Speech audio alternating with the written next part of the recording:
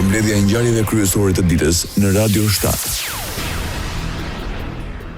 Shumica e qeverisë në Maqedoninë e Veriut anullon përfundimisht ligjin për qeveri teknike përpara zgjedhjeve parlamentare. Me 70 vota pro dhe 11 kundër, deputetët votuan për shfuqëzimin e qeverisë së përkohshme. Ndryshimet u propozuan nga shumica e qeverisëse. LSDM e kundërshtoi dhe akuzoi pushtetin se po përgatitet të vjedhë zgjedhjet. Koalicioni Vlen në Maqedoninë e Veriut njofton se 5 subjekte politike shqiptare kanë vendosur të bashkohen në një trup të vetëm politik. Në një komunikat të Vlenit theksohet se bashkimi synon krijimin e një force të organizuar dhe të disiplinuar që do të përfaqësojë interesat e shqiptarëve, do të mbyllë epokën e fragmentimeve dhe përçarjeve politike. Vlen deklaron se programi i saj do të bazohet në sundimin e ligjit, luftën kundër korrupsionit me zero tolerancë, pavarësinë e gjyqësorit, orientimin drejt Bashkimit Evropian dhe partneritetin me NATO, si dhe në mbrojtjen e familjes, traditës dhe identitetit kombëtar. Bashkimi Demokratik për Integrim kërkon hetim të menjëhershëm ndaj drejtorit përgjithshëm të operatorit të sistemit të transmetimit të energjisë elektrike në Maqedoninë e Veriut, Burim Latifi, pas vendimit ndërkombëtar që dënon shtetin të paguajë 6 milion euro dëmshpërblim si pasojë e drejt për drejt e vendimeve të tij. Shkak është bërë anullimi i kontratës me kompaninë Energo Invest nga Sarajeva, duke zëvendësuar me Elnos Bldoel nga Banja Luka, kompania lidhur ngushtë me rrjetin interesave të Milorad Dodik. BDI kërkon prokurorisë publike fillimin e menjëhershëm të hetimeve penale për keqpërdorim të detyrës zyrtare dhe dëmtim të buxhetit shtetëror. Zyrtarët në Maqedoninë e Veriut njoftojnë për një ritëm të përshpejtuar të punimeve në pjesën lindore të korridorit të 8. Drejtori i ndërmarrjes publike e Kurutat Infrastruktur, Sinisha Ivanovski, njoftoi se projekti prej 34 kilometrash ka arritur rreth 35% realizim. Sipas njoftimit zyrtar, paralelisht është shpallur dhe thirrja publike për mbikëqyrje për segmentin e 3 nga Kriva Pallanka deri në kufirin me Bullgarin, ndërsa muajin e ardhshëm pritet të shpallet dhe thirrja ndërkombëtare për përzgjedhjen e realizuesit deri në kufirin me Bullgarin. Rajoni. Bashkimi Evropian shpreh keqardhje për situatën e krijuar politike në Kosovë, e cila ka çuar vende një tjetër cikël zgjedhjesh. Në një deklaratë të shpërndarë për media thuhet se Brukseli vazhdimisht u ka bërtirë aktorëve politik që të sigurojnë stabilitet institucional. Në të thuhet se është urgjente që Kosova të forcojë dialogun ndërpartijak për të siguruar funksionim të institucioneve dhe për të mos humbur mundësitë që u sjellin dobi qytetarëve, duke përfshirë ato në kuadër të planit të rritjes. Në të kundërt, mjetet financiare nga plani i rritjes mund të humbasin si pasojë e kësaj situate. Komisioni ka alokuar për Kosovën mbi 882 milion euro. Kryetari i Komisionit Qendror të Zgjedhjeve në Kosovë, Kreshnik Radoniqi, kërkon 7 qershorin si datë për mbajtjen e zgjedhjeve të parakohshme parlamentare. Çështja e buxhetit ende është diskutuar në KQZ, po besoj që do të jetë parafërsisht si në zgjedhjet e kaluara. Sa i përket datës, kemi kërkuar që sa më shumë kohë me pas për shkak se na nevojitet përgatitje, nuk është proces i lehtë. Për mendim tonin është 7 qershori, por prapë them të ti mbetet presidentes Mendoza. Reagimi erdhi pas takimit me ushtruesit detyrës së presidentes Albulena Axhiu. Krerët më të lartë të shtetit në Kosovë kërkojnë nga institucionet e drejtësisë të ndëshkojnë përgjegjësit për krimet e kryer gjatë luftës. Pas omazheve të mbajtur rëndërin të dëshmorëve në 27 vjetorin e masakrës në Shtutic, ushtruesi detyrës së presidentes Albulena Axhiu kujtoi se Serbia ka ushtruar genocid ndaj popullatës pafajshme civile në Kosovë. 276 civil të parmatosur e të pafajshëm u masakruan.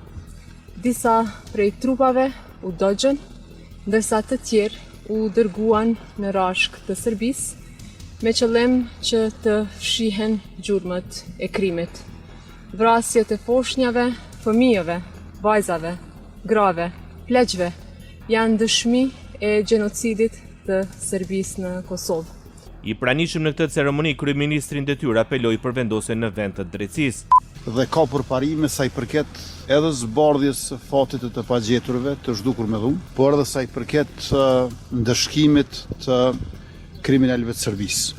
Duhet bëhet më shumë nga prokuroria dhe gjyqësori, duhet të veprohet më shpejt nga prokuroria dhe gjyqësori, për shkak se një mend dëshmit materiale janë këtu. Mirë po në anën tjetër dëshmitarët po mplaken, shumë prej tyre edhe po ndrojnë jetë, prandaj na duhet që të nxitohemi, që të kemi sa më shumë drejtësi për viktimat tona. Ishte Albin Kurti. Autoritetet serbe bllokojnë fondet që qeveria e Kosovës dhe ajo e Shqipërisë kanë ndarë për shqiptarët e luginës Preshevës. Apeli vjen nga kryetari i Këshillit Kombëtar Shqiptar në luginën e Preshevës, Enkel Rexhepi, duke palemëruar se mos realizimi i këtyre mjeteve po ndikon drejt për drejt në arsim dhe po rrezikon ruajtjen e identitetit kombëtar në Luginë. Recep ka theksuar se nuk bëhet fjalë për çështje teknike, por për një vendim politik që prek drejt për drejt me mira qytetar. Qeveria e Kosovës kishte planifikuar që këtë vit të ndante 4 milion euro për luginën e Preshevës dhe Sanxhakun.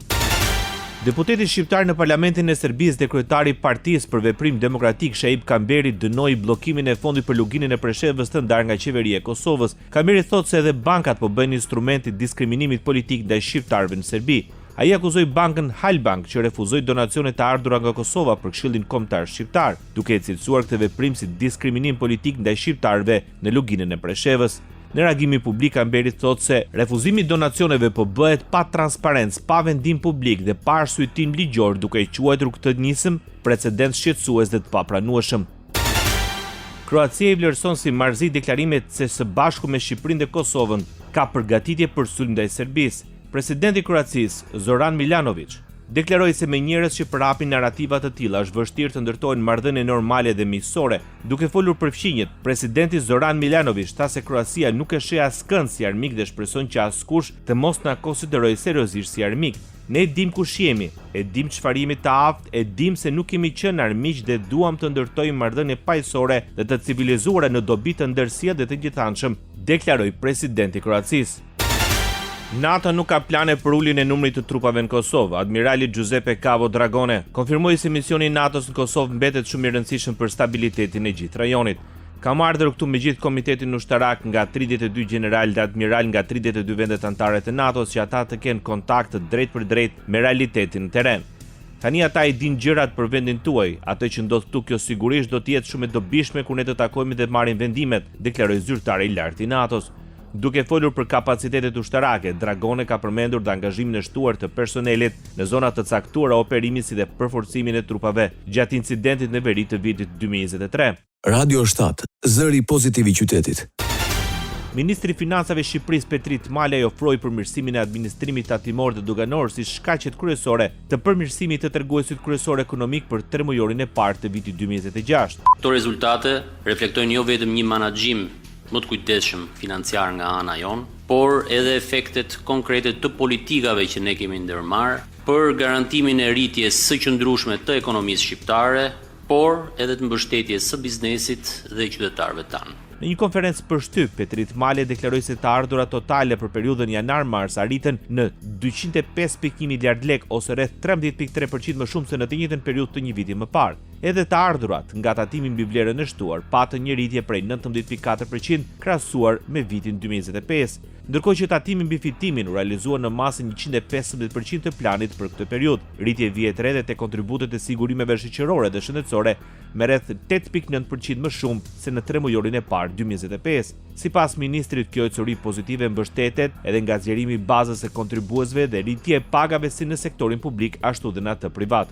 Pas fushatave sensibilizuese të bëra nga administrata tatimore, kemi një rritje të pagave në fashat 70 deri në 100.000 lek me 81% krahasuar me marsin e vitit 2025. Sikundër, kemi një rritje me 61% krahasuar me marsin e 2025-s për fashat midis 100 dhe 120.000 lek, gjithmonë në sektorin e ndërtimit. Ndërkohë që në sektorin e turizmit, rritja midis këtyre dy fashave ka qenë mesatarisht 32 deri në 34%.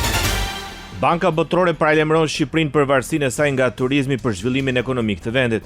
Në raportin e fundit për Ballkanin Perëndimor, përshtatja me goditje të aktivizimit potencialit të pashfrytzuar, Banka Botërore vlerësoi se rikuperimi i Shqipërisë pas pandemisë është mbështetur nga turizmi dhe lidhjet më të forta tregtare dhe të shërbimeve me Bashkimin Evropian, duke ndihmuar rritjen të arrijë deri në 4.2% gjatë periudhës 2022-2025. Në të thuajse ndonse turizmi mbetet një kontribues i rëndësishëm në rritje duke forcuar performancën ekonomike, rrit ekspozimin ndaj goditjeve të jashtme dhe thekson nevojën për diversifikim. Banka Botërore vlerëson se ndikimet e luftës në lindjen e mesme, të cilat kanë pasur një efekt të gjerë, mund të ndikojnë fuqinë vlerëse edhe në Shqipëri gjatë vitit 2026. Bota. Bashkimi Evropian vendos të lehtësojë përkohësisht rregullat e rrepta për ndihmën shtetërore duke u dhënë mundësi vendeve anëtare të subvencionojnë më shumë energji për industrinë dhe të zbusin pasojat ekonomike të konfliktit në lindjen e mesme. Vendimi u njoftua në Bruksel kur nënkryetare e Komisionit Evropian, Teresa Ribera, deklaroi se rritja e fundit e çmimeve të energjisë kërkon një reagim të menjëhershëm. Sipas rregullave të reja të vlefshme deri në fund të vitit, qeveritë mund të mbështesin më bujarisht industritë me konsum të lartë të energjie si çeliku dhe kimikatet. Ato mund të kompensojnë deri në 70% të kostove shtesë për karburant dhe plera. Krahas saj, thjeshtojnë procedurat për ndihma deri në 50.000 euro. Peter Magyar synon të rivendos një fazë të re të vizitës së tij të parë në Bruksel pas fitores të zgjedhje, duke synuar hapjen e një kapitulli të ri në marrëdhëniet me Bashkimin Evropian pas viteve të tensionuara gjatë qeverisjes së Viktor Orban. Ndryshe nga Orban, i cili shpesh përdore vizitën në Bruksel për të sfiduar Bashkimin Evropian, Magyar kërkon të nisë një epokë bashkëpunimi që të mund të çojë në zhbllokimin e miliarda eurove fonde për Budapestin. Brukseli kërkon gjithashtu një qasje të re nga Hungaria ndaj Ukrainës për fshirë zhbllokimin e fondeve për armatimin e Kievit dhe heqjen e vetos që pengon avancimin e Ukrainës drejt antarësimit në Union. Presidenti amerikan Donald Trump paralajmëron se po shqyrton mundësinë e uljes së numrit të ushtarëve amerikan të stacionuar në Gjermani. Reagimi vjen pas një përplasje verbale me kancelarin gjerman Friedrich Merz lidhur me politikën ndaj Iranit. Vendimi do të merret shumë shpejt, shkroi Donald Trump në profilin e tij Truth Social. Në vitin 2024 në Gjermani ishin të dislokuar mbi 35.000 ushtarë amerikanë, ndërsa sipas mediave gjermane aktualisht numri i tyre arrin në rreth 50.000. Deklarata vjen një ditë pasi Donald Trump kritikoi kancelarin Friedrich Merz duke akuzuar se nuk di çfarë flet për Iranin pasi ky i fundit kishte vlerësuar se Washingtoni nuk ka një strategji të qartë dhe se Teherani po i poshtëron Shtetet e Bashkuara të Amerikës.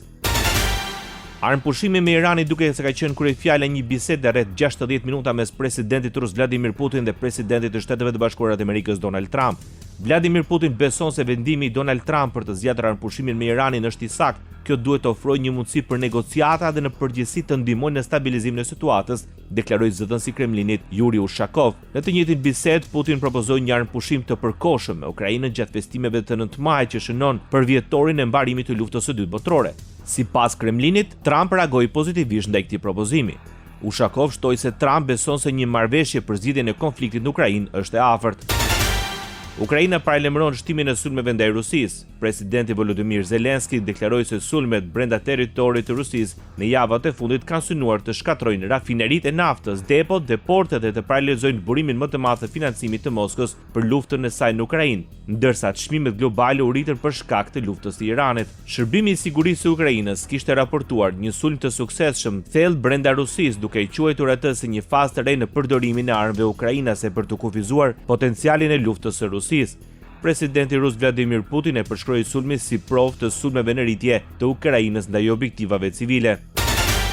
Shtetet e Bashkuara të Amerikës së shpejti do të fillojnë të lëshojnë pasaporta që përmbajnë imazhin e presidentit Donald Trump. Një zyrtar i Departamentit Amerikan të Shtetit tha se dokumenti do të jetë pasaporta standarde që do të dalë nga Agjencia e Pasaportave në Washington. Përdorimi i imazhit të Trumpit në pasaportat amerikane shihet si pjesë e një seri nismash për shënimin e 250 vjetorit të pavarësisë së SHBA-s. Sipas një modeli paraprak, fytyra e Trumpit dhe nënshkrimi i tij në ngjyrari do të shfaqen në pjesën e brendshme të kapakut të pasaportës. Vitin e kaluar emri i Trumpit është vendosur gjithashtu në institucione si Qendra Kennedy dhe Instituti Amerikan i Paqes. Ndoqët edicionin informativ të lajmeve në Radio 7, zëri pozitiv i qytetit.